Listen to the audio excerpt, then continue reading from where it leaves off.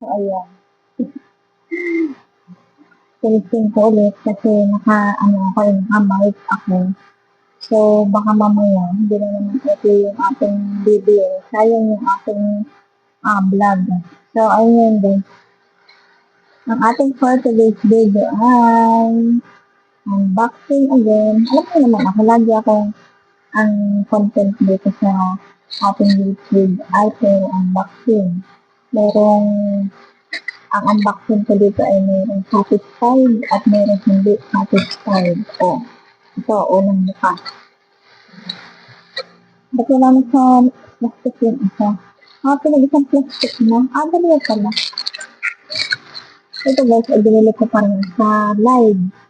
Ako, lagi ako laging sa live. Laging sa live kasi pinapatlas ko yung dapat kong bilhin. Kaya lang, merong time na pagdating dito sa akin, ay hindi okay yung items. Merong malaki, merong maliit. Parang ganun. Yan, ito. Una natin bubuksan isang color, purple. Sabi ito daw ay large to medium.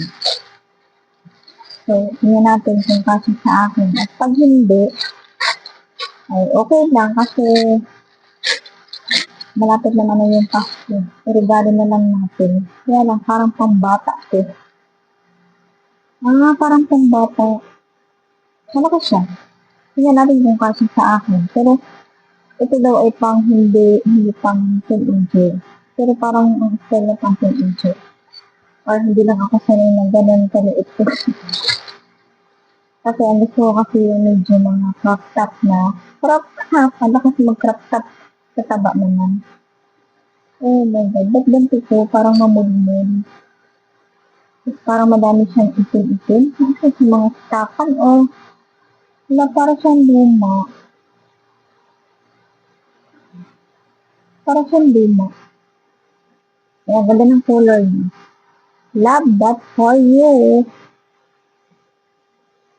Ganda ng color nito. Mamaya ako isisikat. Ayan, ang ganda ng kulay ng kaputi. Dahil itong pangalawang parcel natin. Grabe yung parcel ko. Sabay-sabay dumating. Pero hindi pa. Nakahapon pa pala. Nagabi ko lang sa in-order. Dumating mo agad. Yan. Alam niyo ba guys, puro palda shirt yung mga order ko ngayon kasi magbabakasyon kasi kami sa ulit sa Quezon. Talagang alam niyo naman, puro gala. Minsan ako naka-shirt lang. So, ganito na lang yung mga susuotin ko, palda shirt. Shirt yung sa likod, din sa harap ay palda. Then, meron sa dito sa loob. Nagugulat na naman sila. Sabihin na naman, isin na naman ang palda ko. Ay, ito na may palda shirt. Kasi last na nag-day off kami, ang suot ko din ay palda shirt. Sabi niya, ito yung suot mo. Hindi niya alam yung palda shirt. And itong pangatlong parcel. Kaya ako bumili nito kasi hindi na ako mag-cupitic ng kamay na kuko. Mag-ano na lang ako, mag-extension na lang ako ng nail. Ayan. Kasi pangit daw kapag lagi naka-cupitic. Kaya mag-ano na lang ako ng nail. Ayan, nagbumili ako ng pandikit. Ayan, para pag kami mga event, saka lang ako maglalagay. Then after nun, ay di tatanggalin ko na para hindi naman masira yung aking kuko. Kasi yung kuko dito sa paa medyo sira-sira na. Medyo hindi na okay kaya nung nagkalinis ako ng nakaraan. Sabi itahin ako daw sa Q-tip. Ayan. Nilinisan nga niya pero hindi naman niya nilagyan ng Q-tip. Kasi nga, sabi itahin ako na daw sa Q-tip na. Kasi yung kuko ko daw ay dapo na. Sabi, ayun, gagawin natin. Kung wala tayong ibang gagawin kundi sinunod, diba? Kasi concern lang naman sila sa ating ako ko.